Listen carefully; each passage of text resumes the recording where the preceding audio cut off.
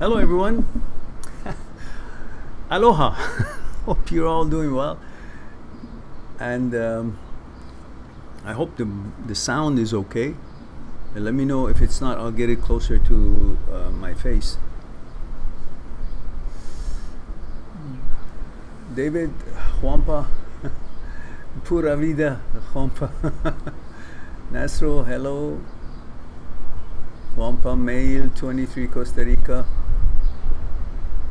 Pura Vida then. David, the wind is strong today, huh? Yes, the force is strong today. Nasro, female, 21, Atlantic City, New Jersey. David, it's good. Okay, so I don't have to get it too close to my face for now. Maybe if I can just shelter it right in front of myself, it may make a difference. Purya, oh yes, Purya. See, I forgot. Now that I see you, I remember. Okay guys, give me 1 second. I gotta get this thing figured out right away. I forgot to do it ahead of hand. So that is where is it? Okay, it's work. Enjoy the view, guys, for 1 second. I promised Purya to do this, and I simply forgot to do it before I start this. Okay.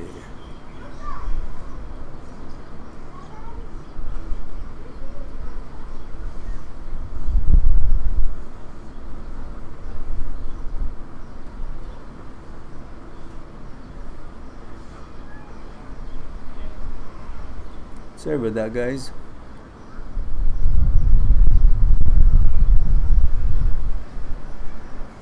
So I should look for Purya. There it is. There it is. Come on.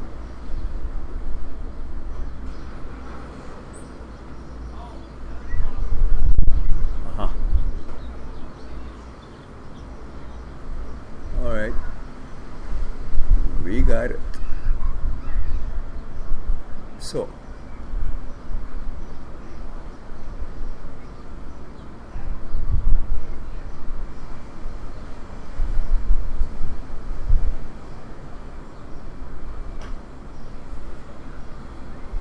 okay, so let's see if this works.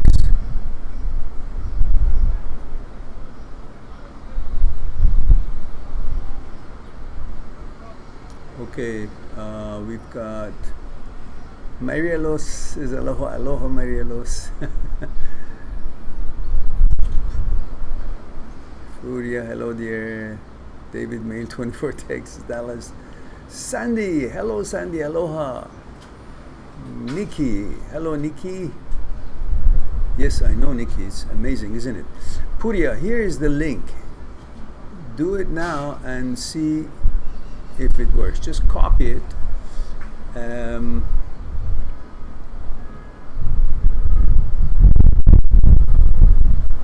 That's funny.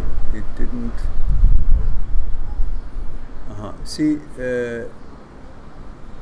there. So the first part is just the name of the book. Where the HTTPS starts, that's where the link is. Here it goes. The whole thing. There we go. So copy it, and when you did, I will delete it.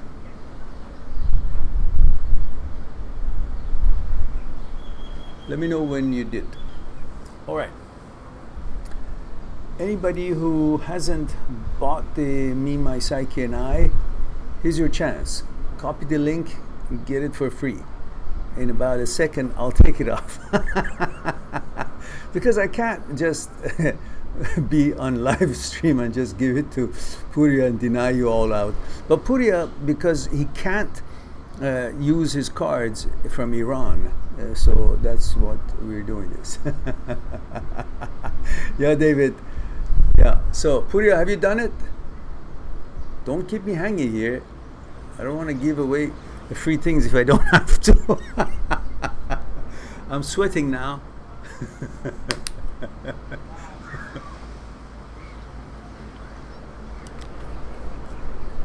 All right. I think Purya is sleeping, so I'm going to take it off anyhow, thinking that he did. There we go. All right. Purya, you sleep, you lose. you snooze, you lose. Let me know if you got it, man. Stian says, 27-year-old male from Norway. I'm here to watch your great live talk once again. Mehran, always nice to watch you and hear your voice. Well, delighted to hear that. I appreciate it very kindly. You know, guys, what you guys can do if you would, maybe one of these places that where you can, you know, it's like social media, everybody kind of plugs in things they like. I don't know if it's called Reddit or something. Just talk about this channel on your social media. Not necessarily share the video, that's fine, perfect. But just talk about it. Good. All right. I'm glad you got it, Purya. All you had to do is say that I copied it, so I could take it away. What were you waiting for? But anyhow, it's done now. Oops. So, what's up, guys? What's new?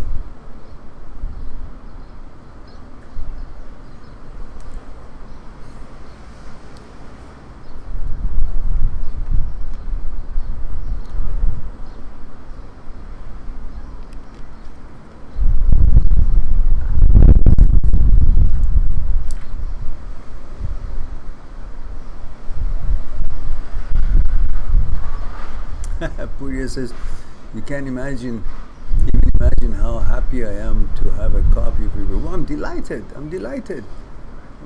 you have it.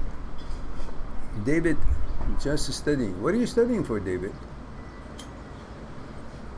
I thought of you as a horseman, not an academic, you know. Sid, male 31, Estonia. Hello, Sid. Says salute, you sir. Salute to you, Sid. How are you, dear? All good, I hope.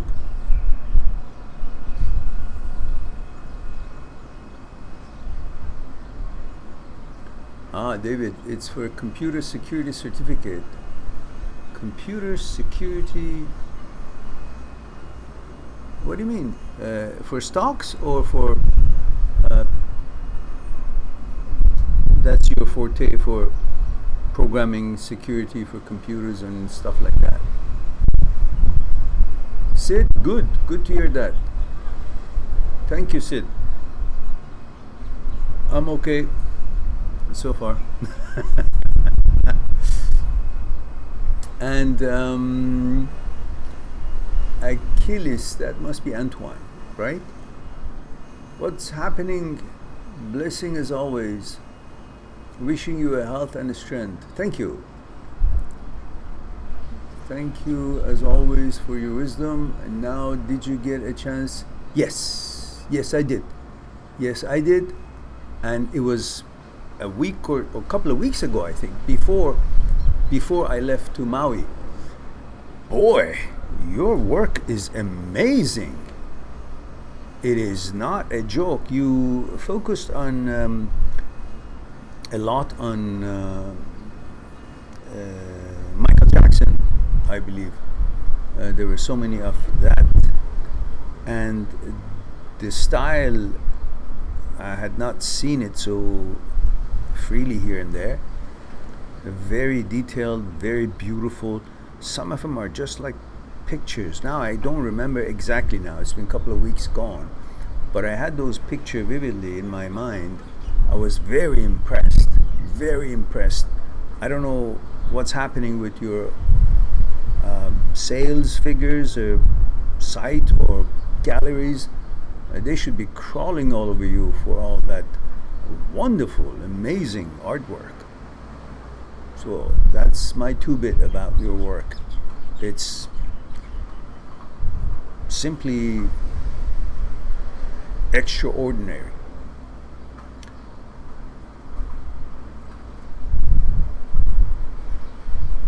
Huh. Well, it's going to take lots of your time and your efforts, and you don't have to do something like that. You got to make money from the things that you do. If you keep doing it for free for people, you won't. I don't know. Sometimes people don't appreciate when you do stuff for them. They think they deserve it, or they think it doesn't worth much. I learned that through a lifetime. I've always been giving and very kind and cordial to people. Felt their miseries and so on, and always tried to help. And in most cases, it's good. Some cases, they necessarily don't appreciate it or don't see it from the angle you're seeing it, and they think they think there's something special about it. So you choose the ones who you want to do a favor carefully, otherwise they may not necessarily deserve it. But I wonder, where are these galleries who should be contacting you and making a report? There are lots of TV programs. They're looking for spots, news, things. They don't necessarily have much programs, and they have to pay for buying other programs from other TV stations. So you might want to send them some of your work as far as pictures and say, how would you like to do an interview with me? That would be something good for them, or to some other shows, or because you need to be, certainly you need to be promoted somehow. And you seem to be very humble about what you do, and you probably don't know the worth and the extent of your artistic abilities and mastery in what you do.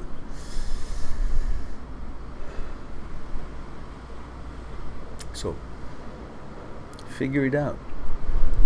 What end of the word are you at, Antoine?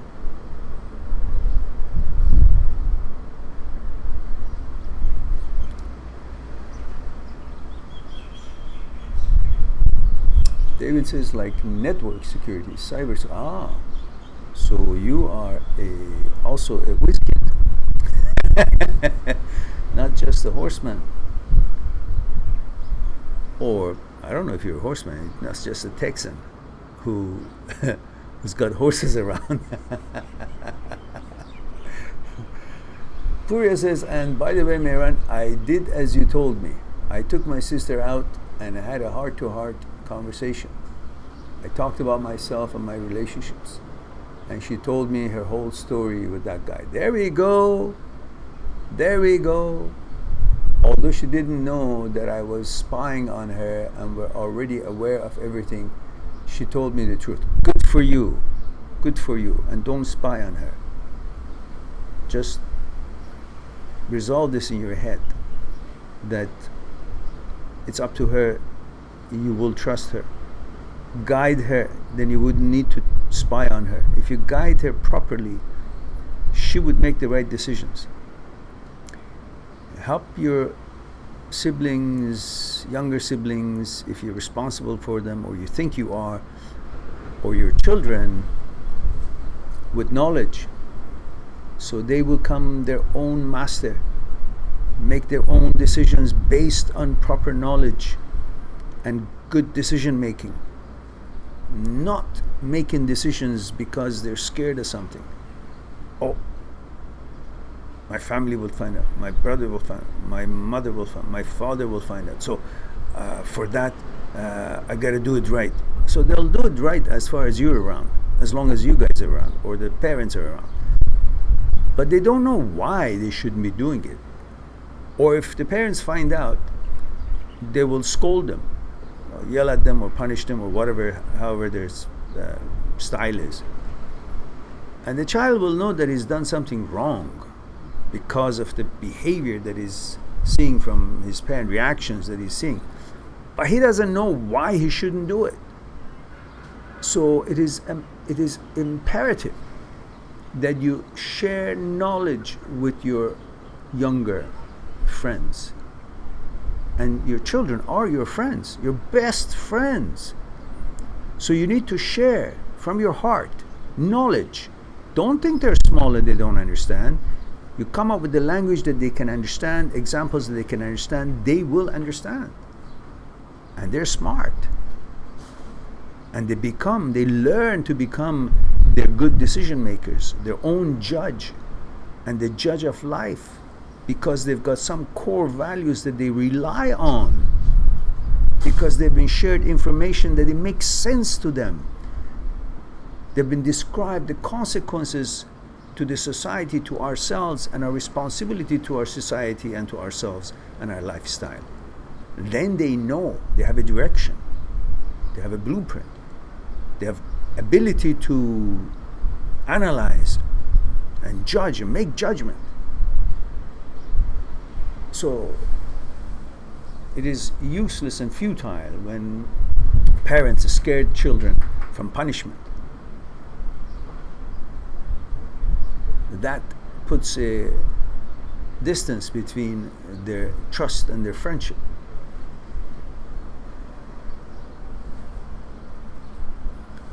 I never lied to my son.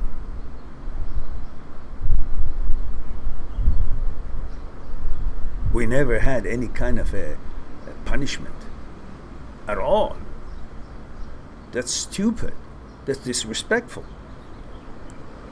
We didn't even have a system of, I don't know, taking a game away, or you can't watch TV or anything like that. None of that. We had discussions. We had discussions about consequences to our life, why we should or should not choose a certain path or certain decision. It was all about logic, because I respected him. I trusted his wisdom, that he's smart. He can figure things out. Given the right information, everybody can figure things out. So, respect your siblings, younger friends, respect your children, honor them with your trust, and they will reciprocate, honoring you with their trust. That's the base of a relationship. Then you won't end up having to go on Dr. Phil and say what's going on wrong in your life, because you had a good foundation with your family, with your children. Love, respect, trust, honor. These are things that it's not just to be expected from your children, also to be offered by you to them. Then we got something going. All right, let's go on. And Purya explains this. She said she was scared to let me know because she thought I would be out of. There we go. There we go. Now you got something going. Build on that. Be always respectful to her. Make her feel the truth, which is she's in command. You're just a catalyst. You're just there to have her back. That's how she should look at you. Not someone who's there with a stick in his hand, holding it up, like the Damocles sword.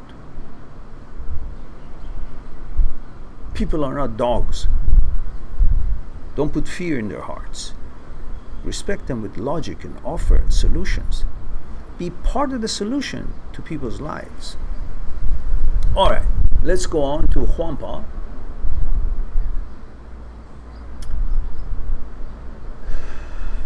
Now, is the voice okay, guys? Is wind cutting into it, or is it all right?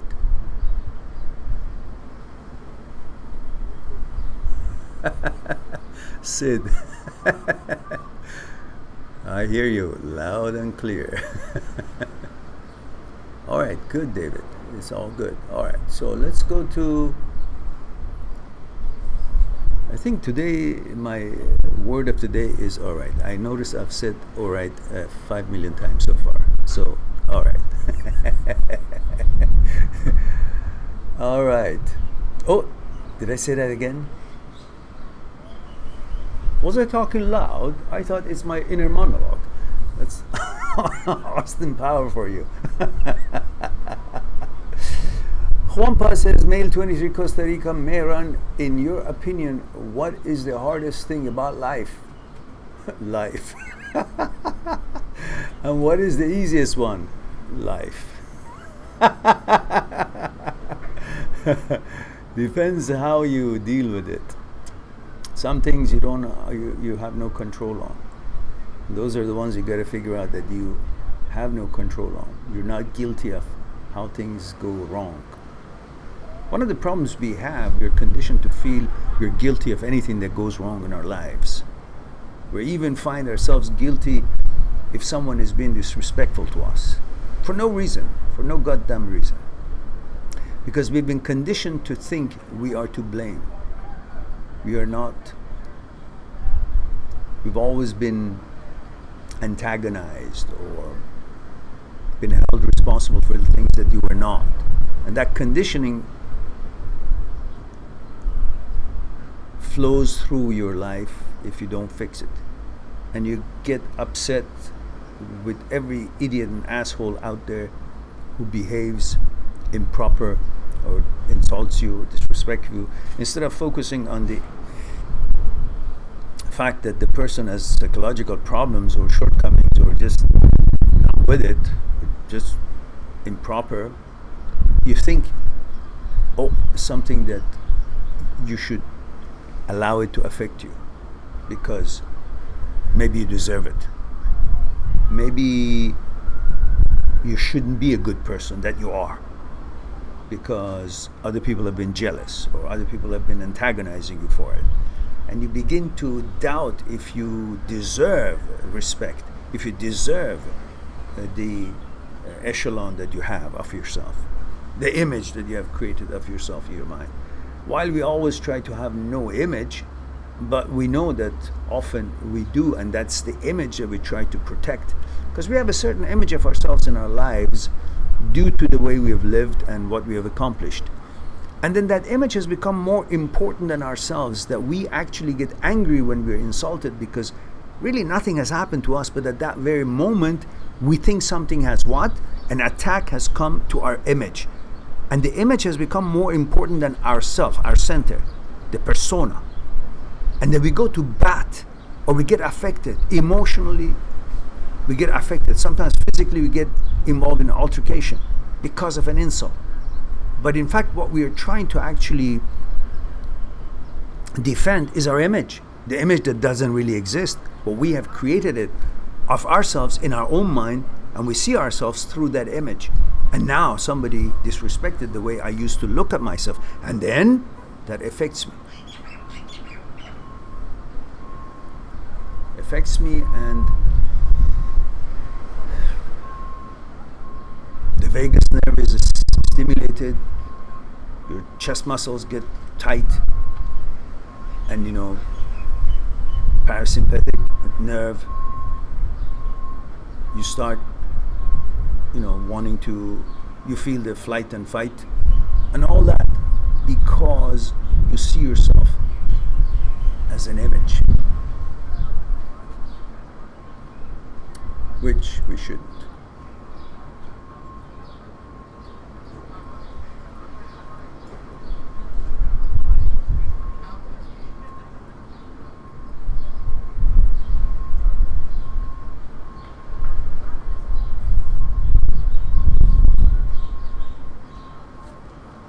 Yeah, so it is all about the fight and flight that we get. The parasympathetic nerve is stimulated because we get, then we feel it in the fight and flight mode, all because of the image. We're fighting for an image. And I'm not saying people should do any kind of a nonsense that they want to, and you should be oblivious to it. It affects you. But we should at least be aware of it so it could maybe affect us less.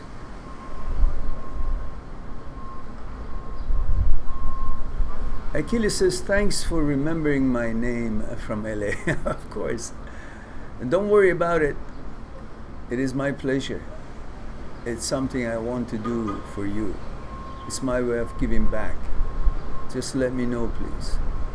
Well, I wouldn't say no with that amazing artistry that you have. I would welcome it. I would welcome it. I would cherish it. Of course. I don't know, maybe this view and this picture would be great. All the colors and everything. I don't know if that's something that you had in mind. But whatever you have in mind, it's not I won't choose it. Whatever you want to do, I would cherish it.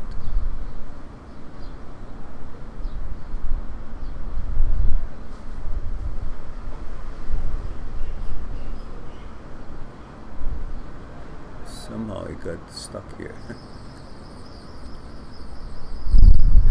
David says, that's right, riding a horse with a laptop in my... Puya says, my sister, I give too much care about other people's. Your sister says, I give too much care about other people's opinion about me, and whenever I notice someone talking behind my back, it makes me so mad that I can't focus on anything and cry for a whole day. Well, that is pretty much exactly what we just talked about. She has put her image ahead of herself. She should recognize that when they talk behind her back, they talk about the image she has in their mind, which that means nothing. It's not her. So she shouldn't give a shit. Wookie says, hi Mehran, have a ton of work still left for Monday. Please, any kind of words for me? Yes. God damn it, get your ass in gear and focus on what it is that is got the most and pressing priority. And that is what exactly you're doing, you're attending to. So just look at how much is left. Very little. Just look back and see how far you've come. All that distance that you have negotiated cannot be allowed to be ruined by the little bit that is left. You must finish the finish line because you can, you deserve it, and you have set all the proper prerequisites for it to be completed. So, stay focused. Stay focused. The tunnel is ending. The light is showing. See the light and follow the light. You can do this, and for sure, with good results. You deserve it. You worked hard. Don't allow anything to disturb it. Focus! Now, Wookie says going to be a late one. Yes, and that's what it takes. That's what separates men from boys. And you are doing your best, and that's all it matters. Anti-Boljon. That's a new name. Or Ant-Boljon. That's a new name. First time here. Says, how do I let go of caring about an ex when I'm scared of her going in the wrong direction after a breakup? Well, first of all, first things first. Your first time here. Welcome. Second things first. Have you subscribed? Please do if you haven't. Just click that button. Subscribe. Doesn't cost you anything. Help us to get more noticed. And if you haven't liked the program, please click on that thumbs up. Every little bit helps us. And the ones who haven't, please do. Now, the last thing I want to ask you before I go into your question, and please observe the protocol that we have here among all friends from around the world. The protocol is simple.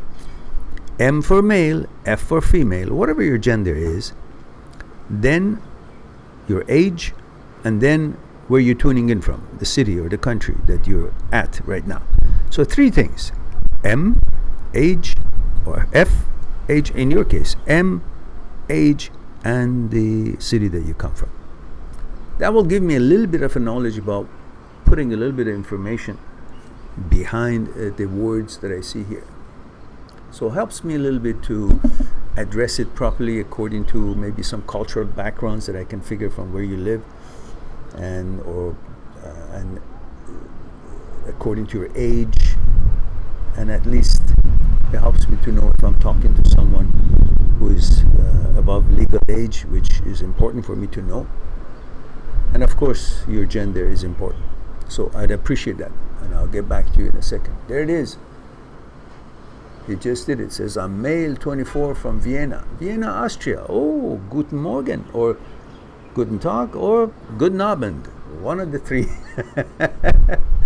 Says, but I'm originally from Croatia. Oh, Croatia. Then you threw a curveball here. I don't know anything in Croatian to say hello. So we stick with the German, guten Abend, as you say it is. Yeah, it is. Right now it must be about 9 or 10 o'clock at night. So, the question is, and he says, thank you for your warm welcome. I've watched many of your videos. You're helping people here. Oh, delighted. I hope all these people will sign up, because we are short of subscribers. We don't know. If everybody who watches these videos, just imagine 1.8 million, we should have had 1.8 million. I wonder, why is it that people watch but they don't subscribe? Do they think it's going to cost them something? I wonder. That's all it takes. You know how much more I can do if I have 1.7 million subscribers? There would be enough money for us from the advertisement on the programs that I can travel and put workshops and, do lots of things with nominal fees, because we are already making money from the YouTube advertisement. But then again, we don't have the numbers yet. So, with that hope, let's talk with, am I pronouncing your name right? Ant Boljean? Am I correct? Help me to pronounce it correctly.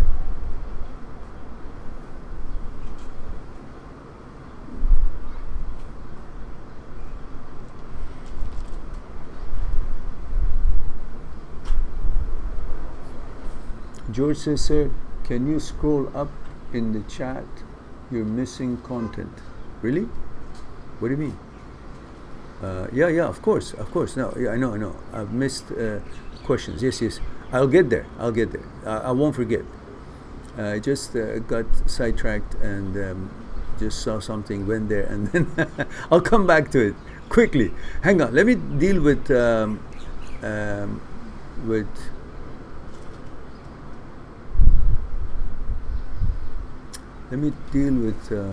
Ant.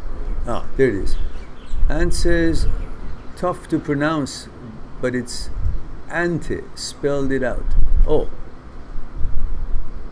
Ante. Probably Ante. Okay, we go with Ante. All right. Let's go back to his question. Ante says, Ante disappeared. My goodness. What happened? Ante, what happened to you?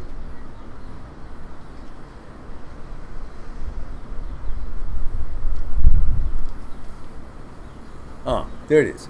Ante says, how do I let go of caring about an ex, but I'm scared of her going in the wrong direction after our breakup? What is her age? Just quickly add that up. What is her age?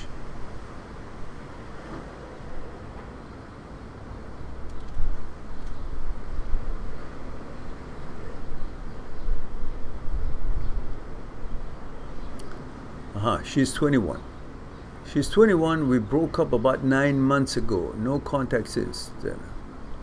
So what's wrong with you, Ante? Are you her daddy? Or you're the ex-boyfriend? You have no responsibility toward her. She's a woman of legal age. She made her decisions. Whether you broke up or she broke up, I don't know. But whatever it is, it's 9 months past. And even if it was 2 days past, once a woman makes a decision, after you guys have discussed things and figured out that it does or doesn't work, whatever the decision is that you guys come collectively or singularly, maybe she just came up with the decision, well, you got to respect that. What do you think? She's an nincompoop? She's a human being with the same abilities to see the world as you can. Now, whether she wants to act on it or not, it's her decision. She's not a child. She makes that decision based on her needs, her desires, and how she sees it's going to enhance her life. And no amount of discussion to guide her in your own way is going to help, because she doesn't seem to need guidance. She's her own guide. You have to understand that. Most of you think just because a woman is female, is physically weaker than you, is also incapable of figuring out things. They all know exactly what the consequences are. When they make a decision, they believe that that decision is correct. Now, if they choose or seek counsel, if they seek advice from a friend, from you, or from their parents, from their siblings, from their friends, from anybody, then of course, by all means, you will offer it. But if they're not asking for it, what is your role in here? Who are you? Who are you that you think you should be hotter container than the soup in it? It's an expression that says, don't be a container hotter than the soup in it. Well, she's the soup. You can't be more careful about her life than she is for herself. And the idea of that you want to guide her and direct her and all that, it's because you're looking at the judge that you have created for yourself, that you think it's looking at you and judging you for what kind of person you are.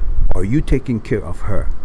And by taking care of her and meddling in her life, you think the controller, which is something that you have created to watch over your consciousness, which is your thoughts by itself, no different than your thoughts.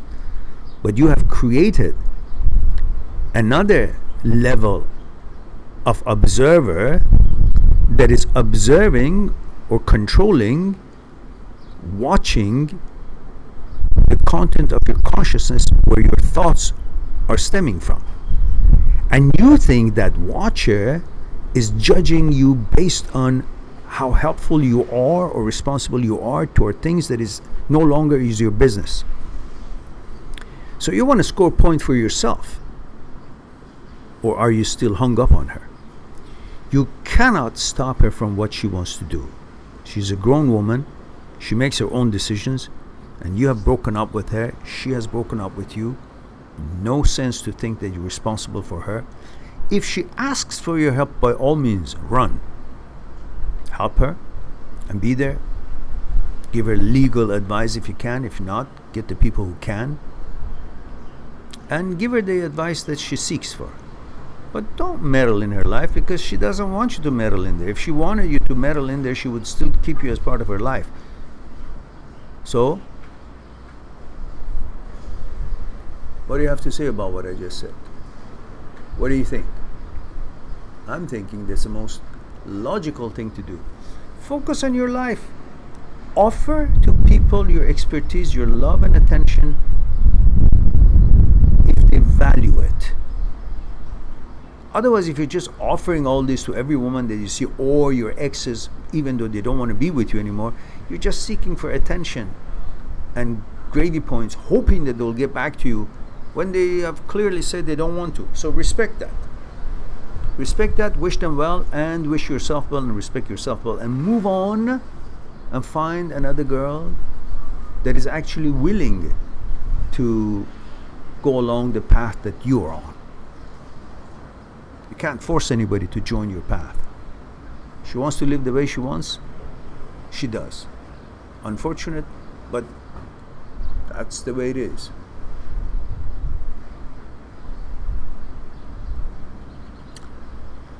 All right.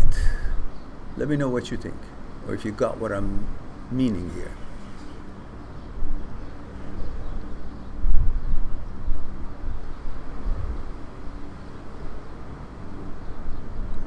Huria, that's a good idea. Now, did I miss the first part of the question you said? Let's see. Let me find it.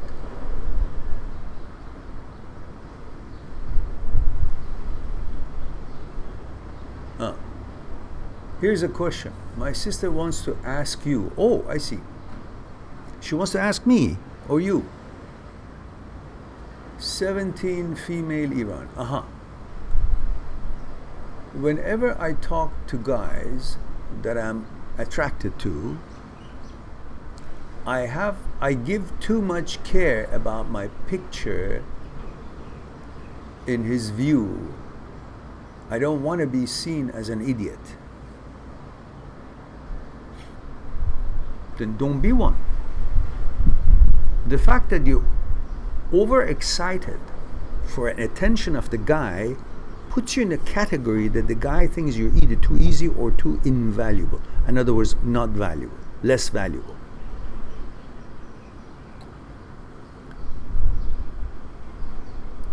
If you really want to have the right picture in people's eyes, people's mind, the way that you actually prefer them to see you, is to be yourself. Don't try anything further than you are. Just be yourself. In other words, give a shit if you like to, and don't give a shit where it doesn't need to be.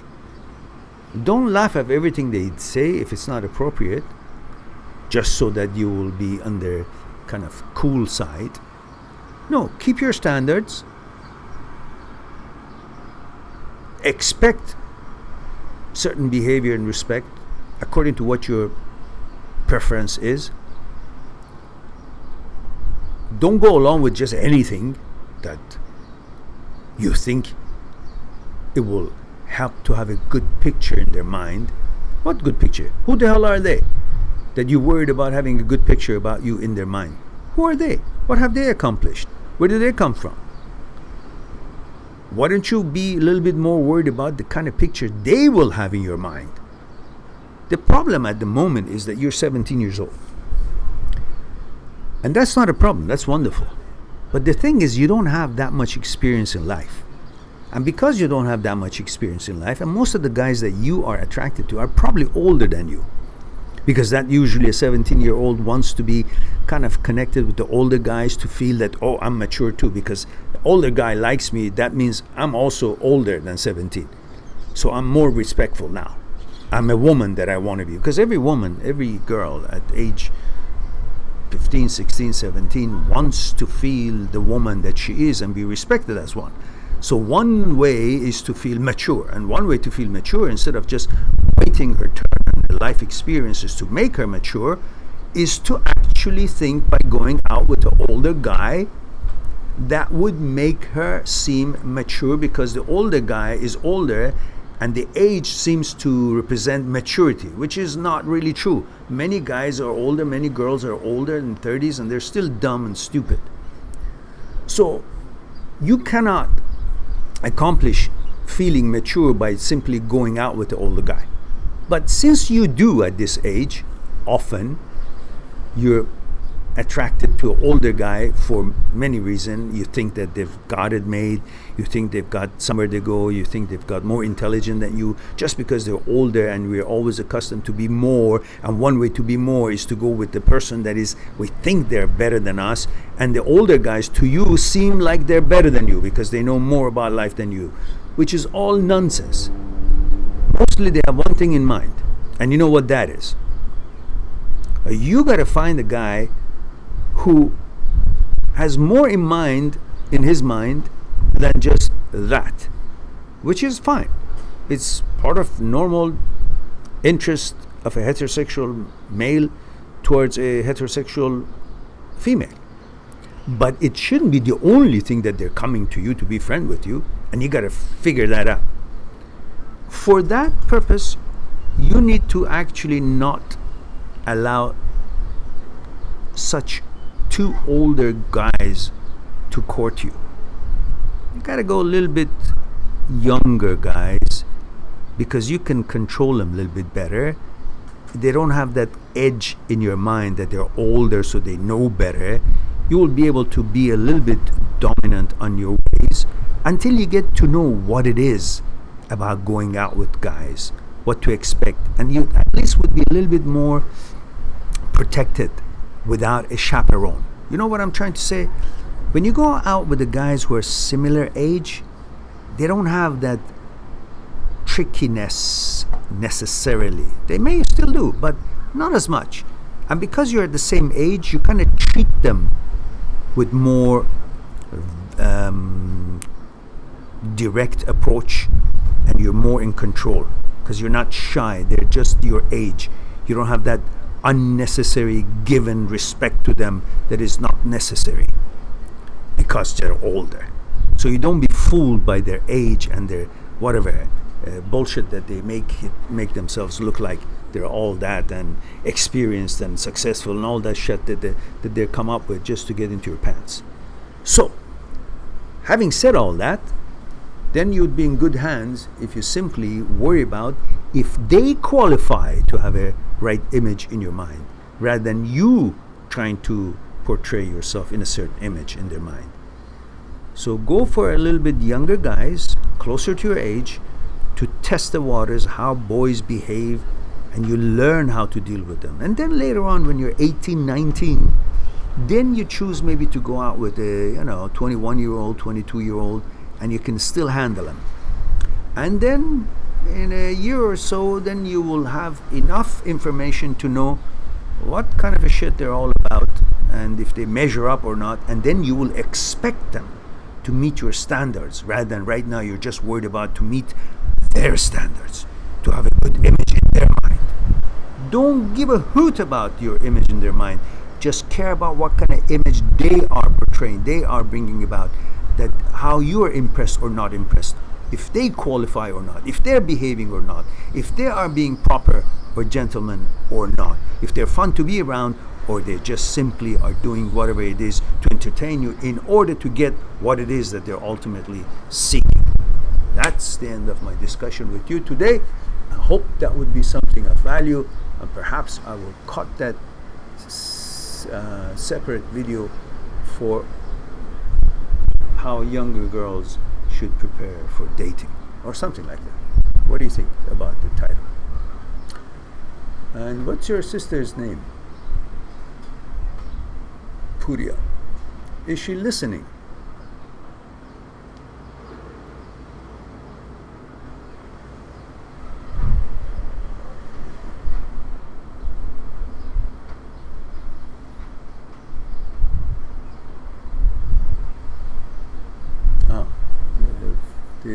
The rest of the sentence was, I don't want to be seen as an idiot striving to get their attention. There we go. I guess so. We discussed it. We discussed it thoroughly, and I think you'll be fine when you dive into what I said and analyze it and understand it.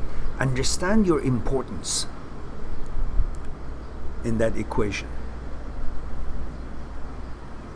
From your end of the mind, from your side, at this age, you think they're so important.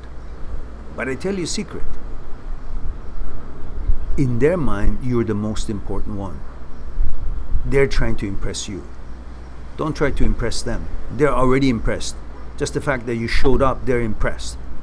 So the rest of it is that you got to see if they measure up, if they're qualified, if they can impress you, and then watch out how you're being impressed. Is it bullshit or is it really substance? That could end our conversation today. All right. Now, George. George says, 27 male Canada. Hello, George. George says, sir, I have been having a lot of issues with the feeling that I am ill. It's a struggle between convincing myself that I'm healthy and worrying. Going med school, I have had this fear that I will die before I get to enjoy life. While all my friends get to have because they are working, have money, and already in that next stage of life. I enjoy life. Oops, almost fell. I enjoy life right now, but I know I will enjoy it more once school is over. Aha. Yes, okay. So I'm not quite sure if I understand. So are you saying you're not living the way you should because you're afraid that anything you do might cause you to lose your life, or you're just worried about your health for no reason? Are you having any ailment, or you're just worried about your health? And yeah, let me know that quickly if you will.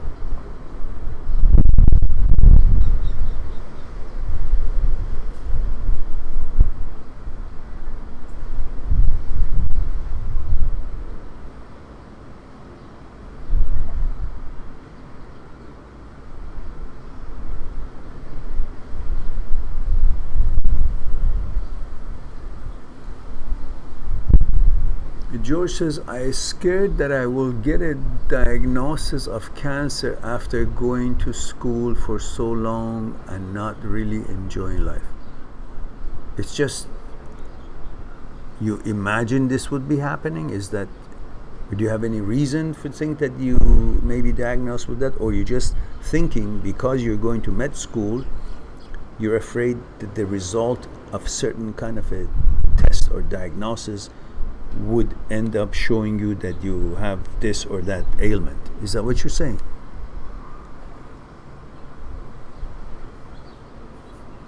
George says, I am. George says, always keep learning. Oh, I see. You're talking to Ante. Okay. All right. So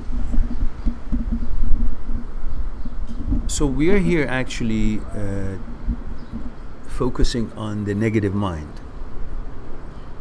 We all have, to a certain extent, negative thoughts and negative mind. They come to us, usually attack us where we love the most. And you happen to be actually enjoying your life. You love your life. You love what you're doing. You love your future. And you love it so much that you've become scared of losing it just to anything. And that's the problem. There is no evidence that you will have cancer. There is no evidence that any one of us will have cancer. Everything is possible and nothing is for sure. Everything is possible and nothing is imminent. Everything is possible and nothing is for certain. So, unfortunately though, we don't go for the other opposite side of the negative thought and say, what evidence do I have to believe this? And you come back and say, well, what evidence do I have not to believe it? Instead of saying, well, 50% I may have, 50% I don't. But what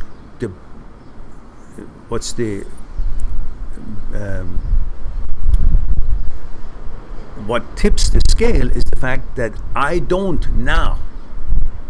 So there is 50% that I won't and I don't now versus 50% that possibly. So why do I gravitate toward the one that has got less way and reasonability than the one that has got more going for me? In other words, you know you're healthy now, and you know there's 50% chance that you will never have cancer. So why is it that you gravitate toward that? Because the mind is set to protect you. And the mind protects you by looking for trouble. And when it doesn't find trouble, it conjures up trouble just to keep you sharp, keep you aware, and keep you alert, telling you, indicating that I've done my job. I've looked for things, I couldn't find it, but I'm saying, are this possible? You might die. Well, we all might die. Duh. Really smart of our mind. It doesn't take a brain surgeon to figure that out.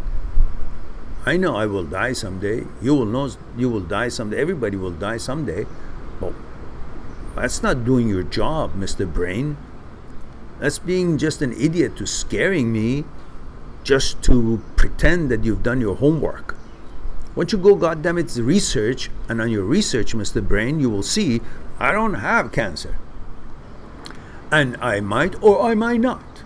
So what is it that I should be focusing on? The I might. The hell with you. This is not doing your job. Go do your job. That's what you tell your mind. Because the mind is trained to look for difficulties, fears, dangers, in order to protect you. That's its job. But the fact that it's trying to do its job, whether cheating or not, or trying to score good point with the teacher, which is you, just because it's trying to do its job doesn't mean you should believe whatever the brain comes up with. Brain is like a salesman. He's trying to sell his thing. Say, I did my quota, so can I just go now? And you just say, well, that quota that you did, you're just trying to sell me for something that I don't need. So I don't need your input about things that are not factual. Once you bring me fact, when I come up with facts, when there is, then I will figure out what I should do. But so what you have done right now, you've conjured up something that doesn't exist. You've created some kind of fictional happening in the future, and you want to remedy it now. It hasn't happened yet. It's in the future, possibly, maybe, even, of course, not certain. Maybe it'll never happen. It probably won't. But you want to solve that fictitious, illusory possibility that you created for something to happen in the future now. So in other words, you want to remedy a non-existence, an invisible problem. Well, gee, I'm talking to this thing heading down. Sorry guys, but I want I want you guys to hear me. So maybe I put it up here. How about that? Maybe that's better. But then you can't see anything, right? So why don't we do this? What do we do this? What do we do? So anyhow, I'll hold it like this. We'll put it here. Put it here.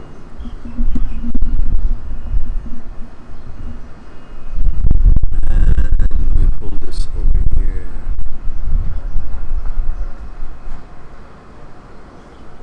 How's it? Whoops. Water is falling. Okay, so is it working, guys? Is it alright? I should put it over here. Okay. So the idea that you actually fall for something that has not happened brings us to this point that you also might make $1 million. Why don't you start going spending it right now? Why not? You believe that shit. Once you believe this, that you will come to $1 million in a few years, why don't you start spending it? But this is exactly what you're doing. You're spending something, you're giving value to something that doesn't exist, and it's not proven that it exists, but you treat it as that. And therefore you sacrifice everything else that is real in your life, which is your job or your studies or your fun in life, your friends, all because you have bought into some bullshit that your brain is trying to convince you that it's doing this job, because it is his job to protect you. But that's no protection by lying to you. It's just shortcut for being lazy and not paying attention to facts.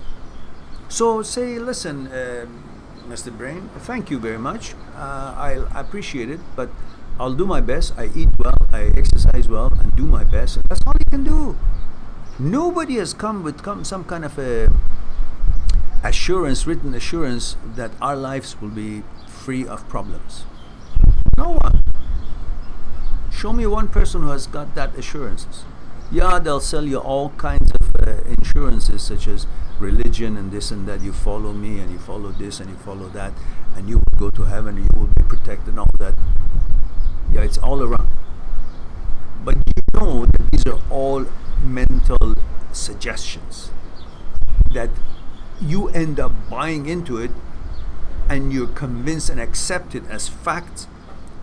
And since thought wants to replace actuality, once you have accepted these information of how to be sure of your life as facts, which are thoughts, and thought wants to replace the actuality, you will accept it as actual, and then it becomes a belief. You actually will follow it and feel good about it. Yeah, I will be fine, I will not be sick, because I accepted, I believed it. On what basis? On the basis that you chose to believe it. So I'm saying do the same damn thing that you do with that, with this. Say, I choose not to believe your bullshit that I'm gonna get cancer. I will deal with it if I ever did. Until then, I don't have it. So I live my life as the factuality of it, that I don't have it. So I go to school, I do my best, I'm with my friends, I eat right, I exercise right, and I enjoy my life. Once I see a car is about to hit me, then I just go and hide. But I don't have to hide when I'm walking on the pavement. If the cars are driving proper, nobody's veering off to the pavement, so I'll just continue my walk. But you're creating some fictional, illusory circumstance, and you're reacting to it. You're reacting to a non-existent situation because you decided to buy into it. And that what you bought into it has become a belief, and belief doesn't need any evidence. So you're stuck in that. So say, where's the evidence? And I don't want to give me all these negative thoughts thinking that you're doing your job. I don't want to believe something that hasn't happened yet. I want to live in this moment, and this moment is free of anything of that sort that you're suggesting. Mess the brain. On that note, go and live your life. The rest of it is bullshit. There is no guarantee for anything. So just live your life while there is no evidence or of opposite of it. You're healthy, go live your life and enjoy.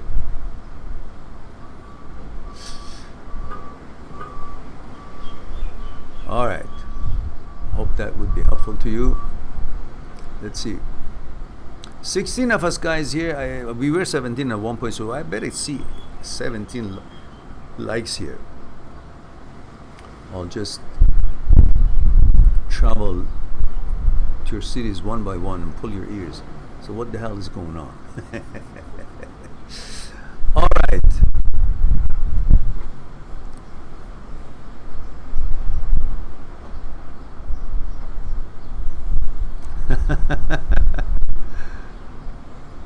Yeah, Purya, that's right. Don't be a container hotter than the soup. Wasn't that a Persian expression? Yes, of course.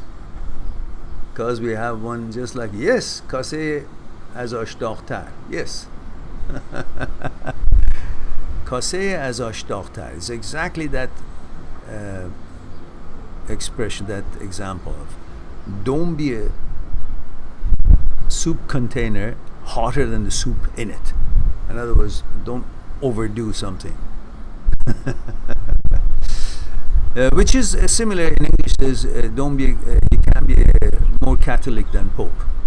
That's the pretty much the English version of it. You can't be more Catholic than Pope. All right. Now we have. Have I missed anyone? Let's go back.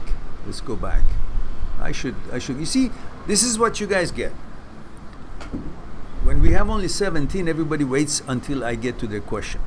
When we have 17,000, then I will have a direction by super chats. Which one I should go first?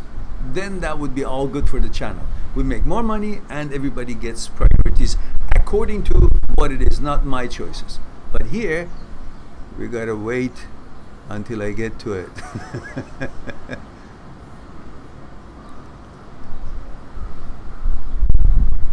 So, I think we're caught up. Oh, Wayne. Wayne is next. Wayne says, male 46 Irish. I was out last night and started thinking of my ex. Aha, just as we talked about. But I kept remembering your words. Good.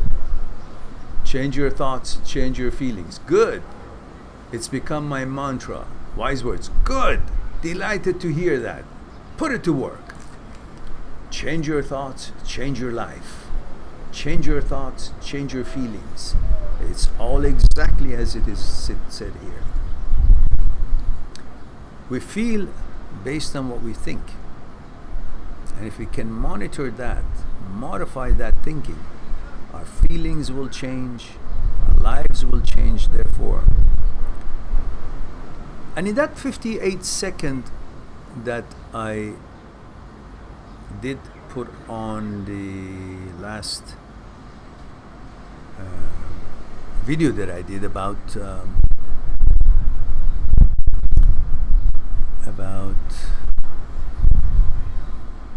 what was it about? I forgot. It was about something. I know what it was about.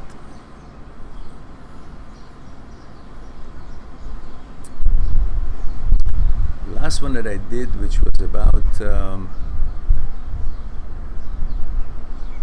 why we feel pain in the chest after a breakup. I put a little card in there, and I think it was in minute 5 or something, or 9, I'm not sure, that it was about that exercise I did in that seminar I did at that local university in Vancouver, which a student tries to lift me up, and successfully he does, and the second later he cannot. Same mass, same person, both of us, and nothing changed, but he couldn't. That's only done by thought, nothing else.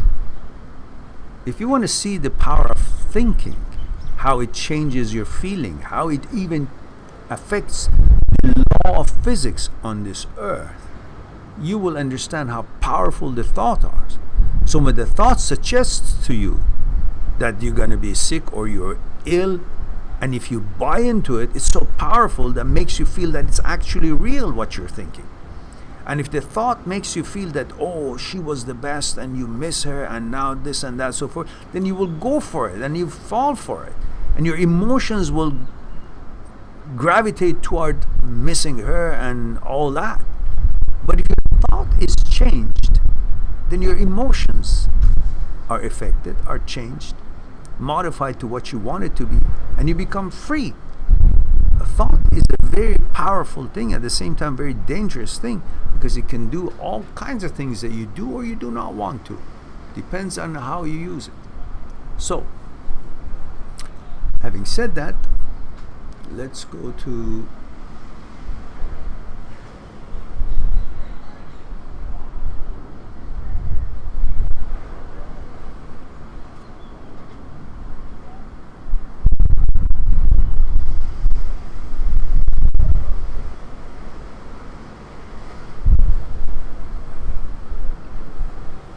Sid.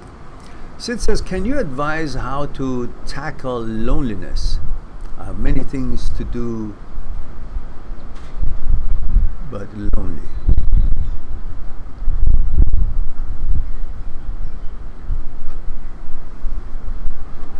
You know, often we feel lonely because we haven't learned what we're living with. We have bypassed everything else that exists in this nature, in this life of ours, and we're only focused on the woman that we wish to be with, and if not, we're lonely. Or whatever your relationship type is on your partner. I just talk about one kind of relationship, so you guys switch it around to whatever your type of relationship is, so it will be easier for me to deliver. So if we haven't learned that the connection we have and our mates in this life is not just a female, and it could be a tree, It could be the air we breathe. It could be the ocean. It could be the things we like to do, things we like to create, things we like to learn. These are all our mates that keeps us from being lonely. But if our interpretation of being lonely or not being lonely is if we are with a woman, then we are not lonely. And if we are not with a woman, don't have a girlfriend, then we must be lonely. Or that means that we are lonely. Then that means we really have closed our eyes on the availability of so many other variables and friends and energy that is surrounds us, and we are oblivious to it. You can connect with the plant, you can connect with the environment, you can connect with the energy that you feel in your day from the nature. You can connect with the tree, you can connect with the ocean, you can connect, because everything has an energy, but yet you're accustomed and conditioned to only see life in the form of physical being.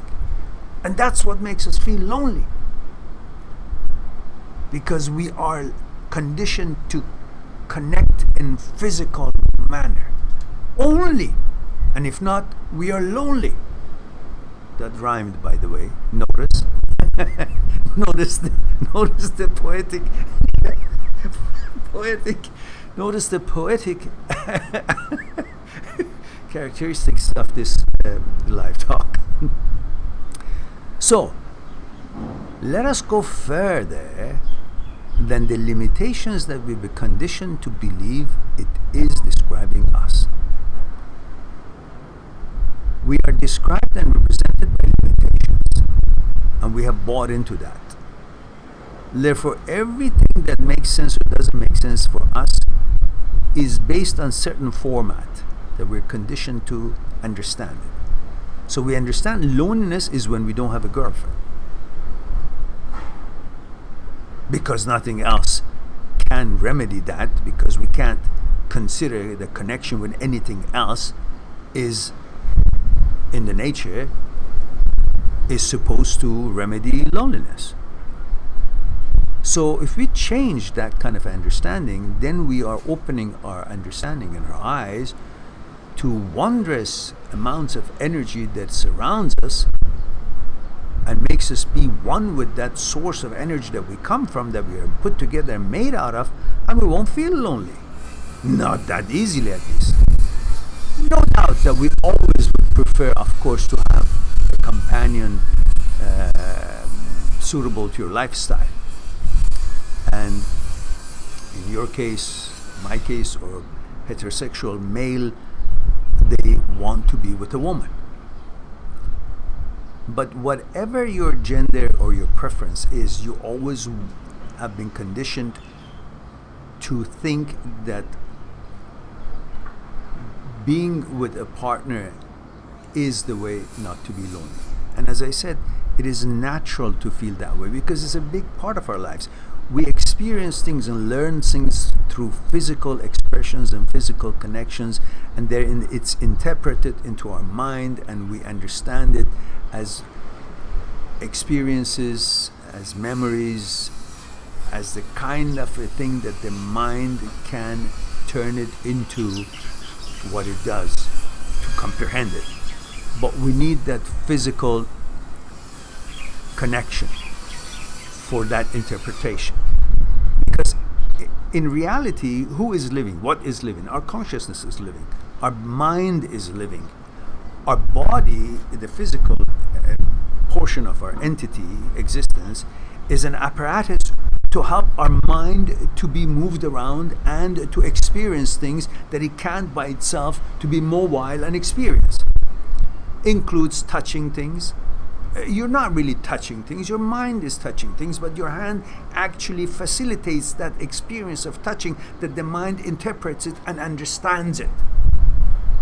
And the sex and relationship is all the same. You could not have understood what sex is if you weren't in the physical form in order to experience it in physical form and then interpret it and store it in your memory in the form of emotions and feelings and all those things that the mind is trying to learn and experience, and without our bodies it can't. So become more aware of your environment and what you are part of, what you come from. You come from the energy of the universe. Learn what things have energy, which most things do. And in nature, there's so many things that can help you, and so many things that you want to learn and experience can help you not to feel lonely. And women is, of course, a major part of it, but doesn't necessarily have to mean you're lonely if you're not with a woman or don't have a girlfriend at the moment. Then so many people around the world would be lonely and would not find motivations that they're looking for to accomplish what they are set out to accomplish. All right, let's move on to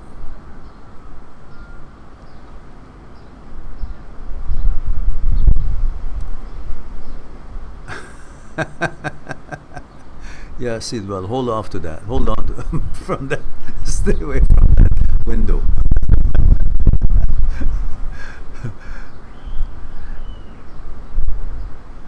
And so we have Ante, we discussed that. So we went to George.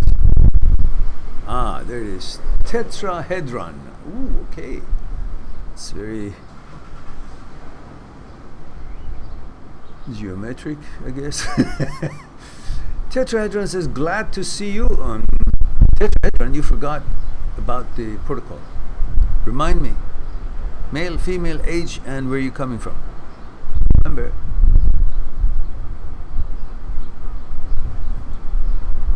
Glad to see you, he says, or she says.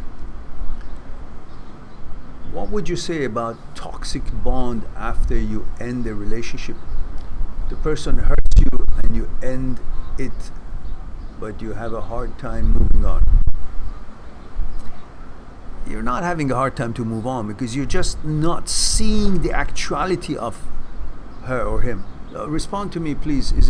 Are you him, her, age, and where, and all that? So I can. There it is. Female. There we go. See, 45. Thank you. Yes, Chicago, Illinois. Okay. So F45 Chicago. See, was that so hard? And she says, okay, female, 45, Chicago, and he is 50. There you go. Not that hard, is it? As Austin Powers says. Was that so hard? Now, okay, let's go back to where I was. Where was I? I forgot the whole thing. See, this is what you get, you guys. Don't give me the protocol. I hunt for it, and I forget the train of thoughts. I don't even remember if I started it or not. Gee, am I going senile or am I getting too old? What's going on? So let me read the question again. Glad to see you. Okay, glad to see you too. What would you say about toxic bond after you end the relationship? The person hurts you and you end it, but you have a hard time moving on. Well, you have a hard time moving on. Is that what you think? But it's not the truth. You can move on. The problem is you have thrown things in front of you that has made it difficult to move on smoothly. You have to jump over things and deal with things, and these are the memories, and memories of the wrong things. What are they? Instead of focusing on the actuality of the person, who he is now, how he has affected you, what has caused this relationship to be where it is, why you ended it, you're focusing on the lovey-dovey parts, you're focusing on the pleasure, you're only remembering and having this person represented by the pleasure moments of that relationship instead of the totality of what that experience was like. Therefore, the image you have of this whole entirety of the relationship is false, is only based on the gravy parts, the the sugar coating of the cake.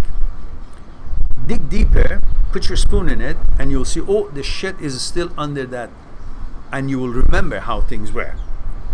Therefore, if you separate the good parts to the bad parts and see which one weighs more, which in fact the bad parts weighed more, that's why you decided to let go, because you wouldn't have let go with the feelings that you even have now, considering that you would have liked it to work.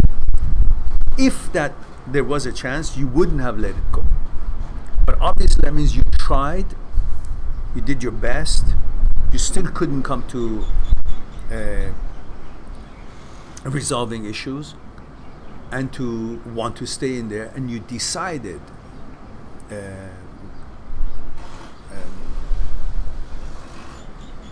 freely decided not to be in that situation. You can see that even though with this emotion that you sometimes feel you miss the guy, then you would have been a person who would actually thought it through before you made this decision, which that means it must have been really lots of shit going on that you actually gave in to your part that you wanted to stay in a relationship and decided to break it and move on. Focus on that reality, and that will help you. Okay, I can move on because that, I don't want that. What you're thinking that you're missing is without consideration of how it actually went, and you're not bringing that into the equation, and therefore you say, oh, I wonder why did I leave, then you miss him. Well, focus on the actuality of the person, of the things that you did trying to make it work, and you actually finally made that decision based on the lack of enough evidence for you to justify your staying in that relationship. But you don't remember any of that, because human being is designed to forget about bad things. And when you forget about bad things, that's a basis of making the same mistake again, because you don't remember how bad it got. You only are designed to remember the good stuff in life. And when you do that, you wonder, maybe I should give it a second chance. Maybe it will work. Well, it's not a lottery. It only works if it would have, and it didn't. So, you want to make the same mistake? Go ahead. You want to stop yourself from moving on? Go ahead. But none of it will bring an actuality of a good life, which you actually intended to and set out for. That's why you decided to break up. Focus on that, and you will be feeling much better.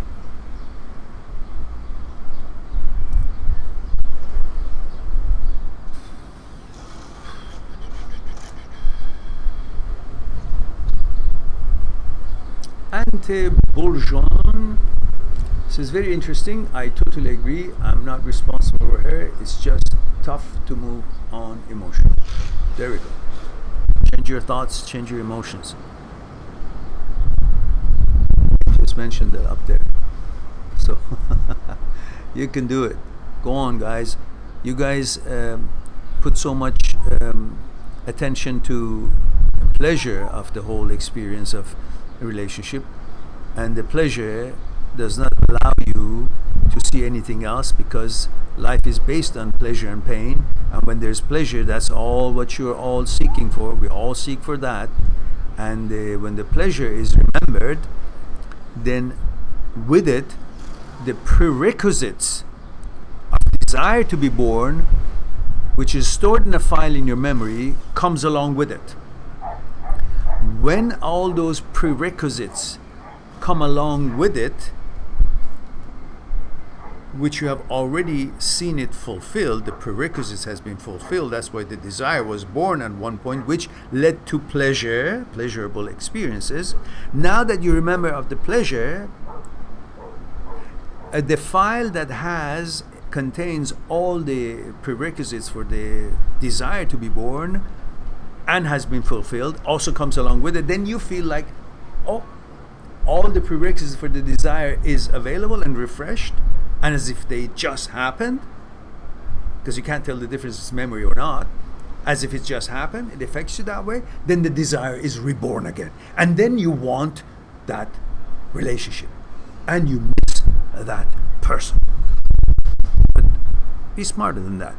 understand that these are all from your memory, and they are only coming selectively. The parts that are goody and throws you off and puts you in the wrong path to make the same mistake again, instead of seeing it through for the entirety of the person, good and bad. And then you will see that, well, the good and bad is what you actually weigh them against each other, and you decided to move on. Not that there was no bad and you moved on and now you're reconsidering. No, it was all there. All the information was there. And human being is designed not to want to let go things before they're totally convinced. So be sure that if you really broke up, you had reasons. It wasn't like a whim. Unless it was, then you be the judge of that. But most often, it is based on facts, and having tried and seen all both sides, and you weigh them against, and you decided, no, I gotta break it up. But now that when you're thinking about it, only the goody part comes, which is the pleasure part, which brings with it all the prerequisites for desire to be born, and which you will fall into it and think, oh, all the prerequisites are met again, and the desire is born, now I want her again. And then you know the word. Okay. Classy Andy says, this for Auntie. Oh, okay, that's for Auntie. All right. And Auntie says, thank you, Andy. Okay. All right.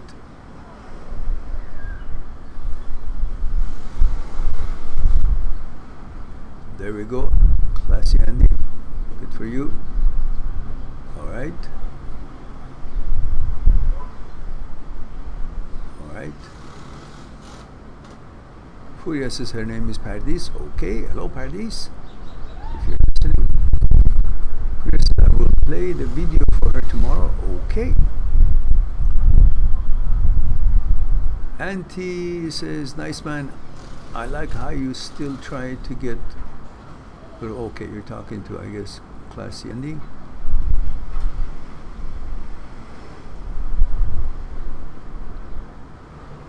Uh-huh.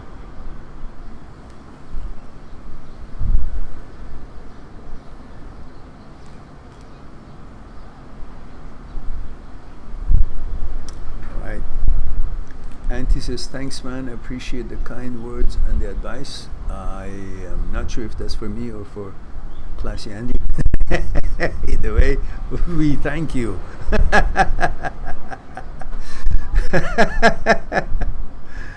George says, basically, it's a fear of the unknown, and I hate the negativity. Yes, that's bang on. There we go. So, glad that we got it all sorted out. Hooper, male, 26, Philadelphia, says, I can't get over my ex. Well, then, try something else. I don't know. Getting engaged after she left me for someone else in 7 months. Well, good for you. If a girl decides to do that, that means definitely she wasn't your cup of tea. You got to go celebrate and count your stars instead of sulking at home and thinking that what? The girl who actually preferred some other person over you is the one that you find qualified to be with you. What are you, nuts? Think about what you're saying. You're missing the girl who actually was with you and then left you, or you guys broke up, and in 7 months is marrying somebody else. Why should you give a shit about that kind of a candidate? That's no candidate. That's a disqualified candidate. Should be. It's very easy. Hooper, get on with the life. Anti-Bullion says, do you have any advice for anxiety attacks when thinking about my ex, sometimes, especially on holidays, Christmas, or birthdays, and when thinking about summer plans? Forget it. You're only thinking with your dick. That's all. There is no need for any wise word for anxiety. Just focus on the shit that she put you through and the fact that things didn't go through, didn't work out. And that should be enough for you to give no shit what she's doing or whatever it is that she wants to do. You got to focus on something that is decent and useful and compatible and qualified for you. Why are you running after her? Whatever she's doing. Have respect for yourself. Grow a pair and see yourself as an entity that is fortunate enough to live in a world that is free in most parts, and there's so many wonderful women out there, and you're stuck on this one woman. What has she done? What has she accomplished in this life? Huh? Other than the fact that you slept with her and you think of, oh, that was it, that was all. No, you can get that from everybody else too out there. All wonderful women out there. Focus on the quality and the compatibility rather than just the pleasure part. Because if you focus on that, you will see that she was not qualified for you. Why? Because she's done what she's done, and obviously broke up with you, and you broke up with her, and she's gone with somebody else. So how could she be qualified? It's simple. But you're not focusing on any of that, are you? You're focusing on the part. Well, obviously you can't compete with that, because that's the most sought after pleasure. And when you just think of that, you think, well, she was all that. She wasn't. If she was, you guys were still together. So obviously there were differences, divisions, and conflicts, and that's why you guys are not together. And for that should be enough reason for you to not miss her, regardless of what she does, as summer plans or whatever the shit it is. Now, Auntie, how old are you? I forgot.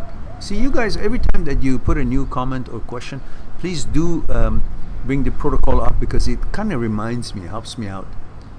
Oh my goodness, we got super chat. That helps me to make a decision. That's Wayne. Wayne, you're the only one who puts super chats. You don't have to do all that, man. The channel is becoming rich because of you.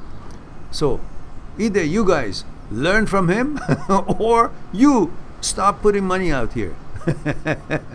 Of course, thank you for the channels on channel's behalf. Now let's go to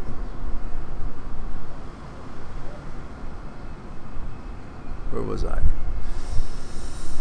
Hooper says male 26 Philadelphia. Oh, okay, yeah, that's the one that we just responded to. Okay. The anxiety attack.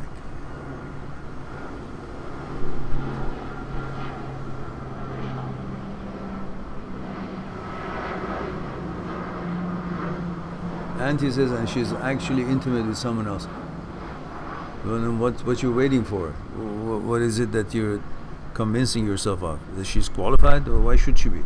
She's not qualified.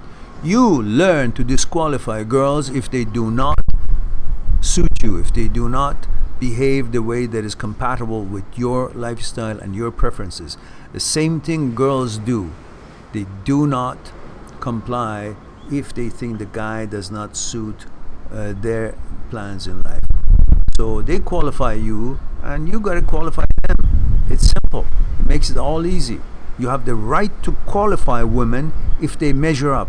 Just because they're female, that doesn't make them qualified. Only the part that they're female is part of the qualifications that you seek. The rest of the things that you're looking for as a heterosexual male, you shouldn't be just settling for the fact that she's a heterosexual female. She should also have to bring more stuff to the table, which is if you guys meet each other in standards and expectations and are compatible or not. These should be part of your criteria to consider.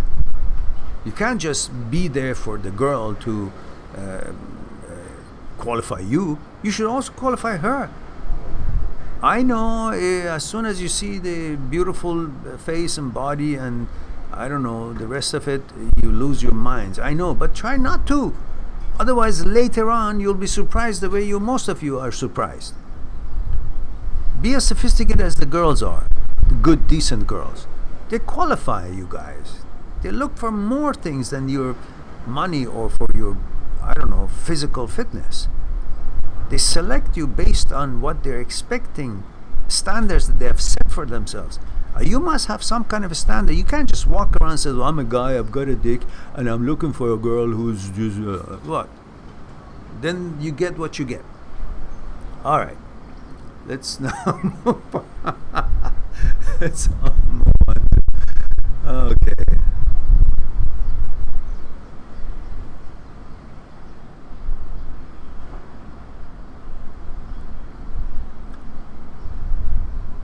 All right.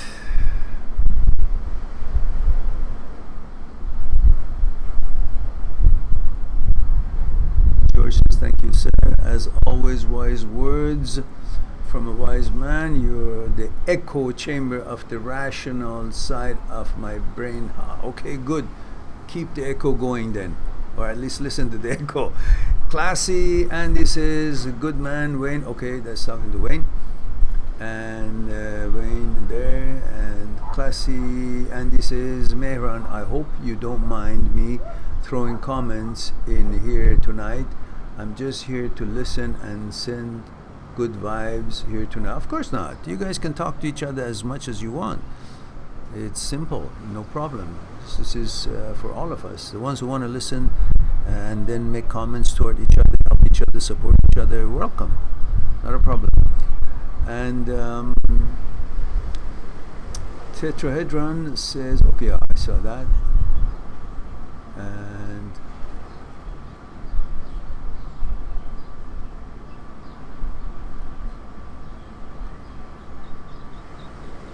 And we say, Kalani says, what's up, my brother Mehran?